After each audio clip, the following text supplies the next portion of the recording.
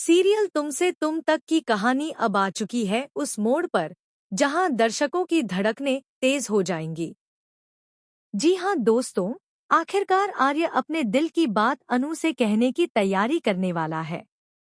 अनु की चोट का इल्जाम जब से उसने खुद पर लिया है, तभी से आर्य अंदर ही अंदर टूट चुका है और गिल्ट के बोझ तले दबा हुआ है। बारिश से भीगी सड़कों पर, ठंडी हवाओं के बीच, जब आर्य अनु को रोककर कहता है, मुझे तुमसे बहुत जरूरी बात करनी है, तो यह पल दोनों के रिश्ते के लिए बेहद खास बनने वाला है। आर्य की आंखों में पछतावा और अनु की आंखों में सवाल, यही टकराहट इस सीन को और गहराई देती है।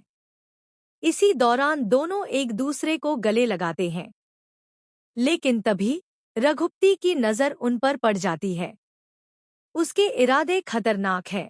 वो बस मौका ढूंढ रहा है कि कैसे अनु की इज्जत को दांव पर लगाकर सोशल मीडिया पर तमाशा बना सके। कहानी यही नहीं रुकती।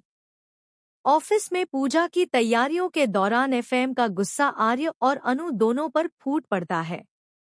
अधूरी फाइल और अनु का लेट काम, सब मिलकर माहौल को और तनावपूर्ण बना देते हैं।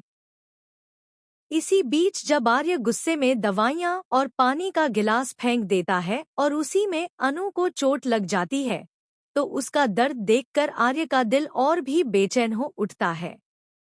वो उसे संभालता है, लेकिन तभी सभी लोग पूजा के लिए वहां पहुंच जाते हैं।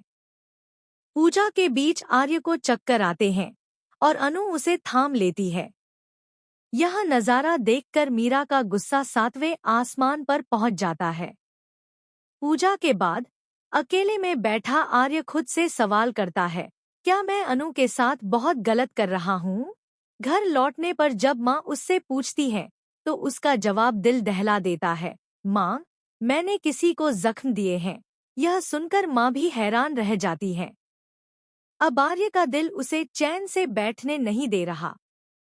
वह ठान लेता है कि अनु से सच कहेगा, लेकिन उसका दोस्त झंडे उसे रोकता है।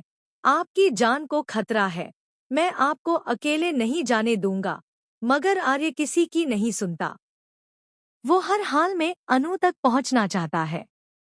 और फिर आता है वह पल, जब बीच सड़क पर मूसलाधार बारिश में आर्य अनु से आमने सामने खड़ा होता है।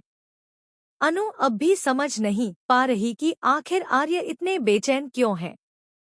क्या आर्य अपनी गलती मान लेगा? क्या वह अनु से माफी मांगकर अपने दिल की बात कह देगा? या फिर रघुपति की चाल सब कुछ बिगाड़ देगी? अब आगे की कहानी देखने लायक होगी।